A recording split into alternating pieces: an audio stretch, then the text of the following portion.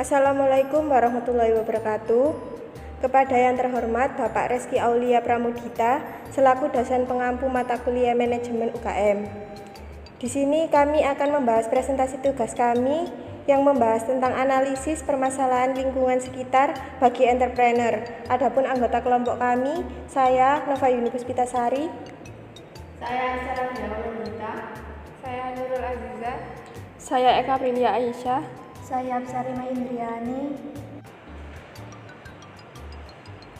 Baik, di sini saya akan menjelaskan tentang permasalahan pertama, yaitu kuota internet mahal menjadi kendala pembelajaran daring selama pandemi. Selama pandemi COVID-19, berbagai hal dalam aspek kehidupan mulai berubah karena berbagai daerah diwajibkan untuk melakukan lockdown guna untuk memperkecil penyebaran virus. Oleh karena itu, semua kegiatan belajar mengajar dari siswa hingga mahasiswa melakukan pembelajaran jarak jauh atau secara daring.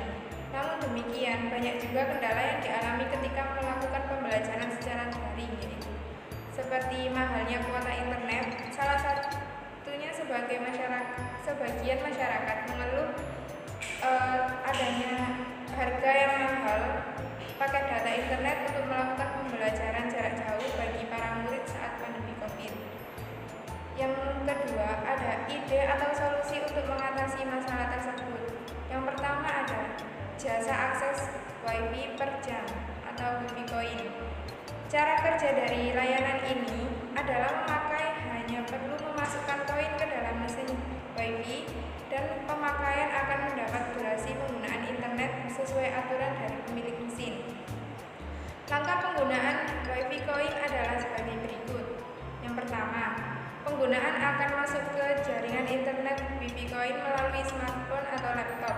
Yang kedua, kemudian secara otomatis pengguna daring masuk ke login page. Pada halaman tersebut akan muncul halaman insert coin dengan timer 20 detik untuk memasukkan koin ke mesin.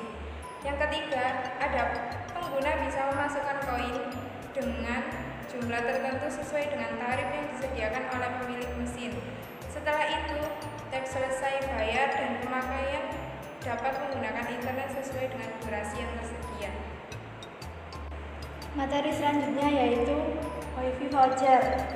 Hal yang diperhatikan saat menggunakan sistem voucher, maka pemilik usaha melakukan perangkat yaitu mikrotik. Sistem ini memiliki sejumlah kelebihan seperti tidak perlu ganti password secara berkala.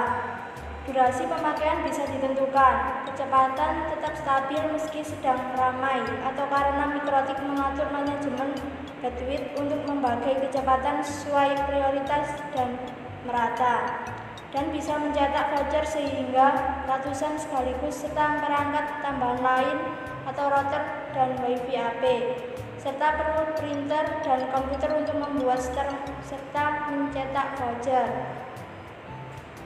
Selanjutnya, WiFi antena atau WiFi outdoor.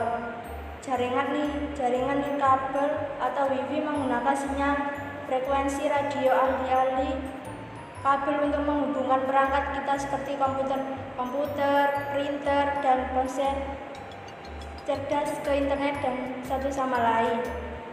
Sinyal WiFi dapat diambil oleh perangkat berkemampuan nirkabel dalam jarak tertentu segala arah, namun bila menggunakan perangkat tertentu WiFi dapat digunakan dengan jangkauan yang lebih luas sehingga lebih banyak device yang dapat terhubung, yaitu dengan menggunakan WLAN dan router outdoor. Untuk yang selanjutnya adalah WiFi gabungan, yaitu dengan menggunakan sistem patungan dengan saudara ataupun tetangga terdekat, dengan salah satu memasang akses internet dari salah satu provider dan digunakan secara bersama-sama untuk pembayaran per bulan dibagi rata.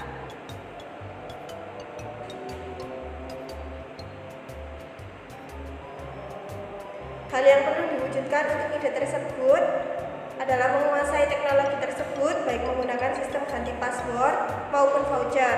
Pada sistem voucher misalnya, Anda perlu menguasai untuk melakukan setting router mikrotik AP. Sementara itu, sistem ganti password relatif lebih mudah dipelajari. Kita tinggal mengganti password WiFi yang bisa dilakukan melalui smartphone. Password WiFi idealnya memang harus sering diganti agar aman dan tidak terjadi lag atau jaringan macet sehingga mempengaruhi kepuasan pelanggan. Adalah langkah untuk mewujudkan ide tersebut. Untuk memulai usaha WiFi di kampung, lebih baik memilih lokasi yang strategis, yaitu tempat yang ramai penduduk. Selain itu, lokasi juga harus mudah dijangkau. Selanjutnya, modal awal untuk usaha WiFi adalah dengan membeli peralatan yang dibutuhkan, yaitu seperti WLAN, router, dan mikrotik, serta memilih provider terbaik agar memperoleh jaringan sinyal yang cepat dan lancar, serta membangun tempat usaha WiFi yang nyaman agar pelanggan betah. Salah satu contohnya adalah dengan memberikan fasilitas seperti tempat cas HP, dan langkah terakhir adalah dengan harga terjangkau agar dapat banyak pelanggan yang tertarik. Permasalahan kedua, mengenai kenaikan tarif listrik 3.000 VA. Kenaikan tarif listrik 3.000 VA pada bulan Mei 2022, pemerintah memiliki rencana untuk menaikkan harga tarif listrik untuk pengguna 3.000 VA ke atas.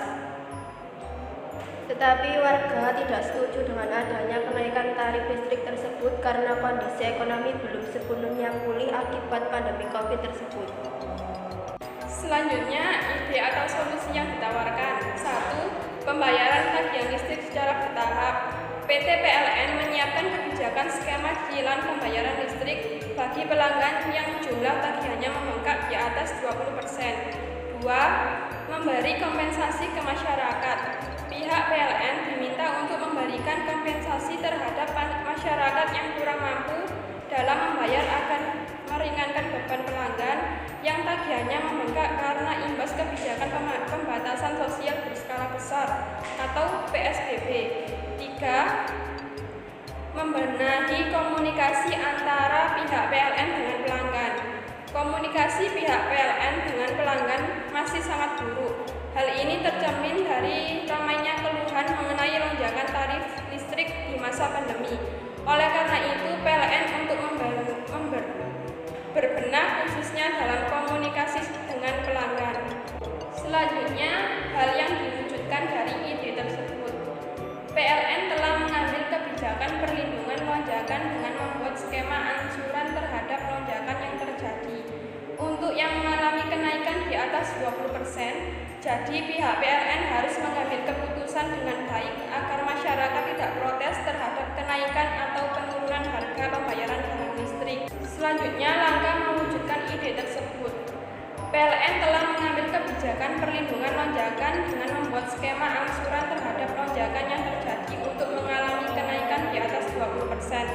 Jadi, pihak PLN harus mengambil keputusan dengan baik agar masyarakat tidak protes terhadap kenaikan atau penurunan harga pembayaran jalan listrik. Agar tidak ada kesalahan pahaman antara pihak perusahaan dan pelanggan, dan pihak PLN juga harus bersikap profesional agar bisnis berjalan dengan lancar.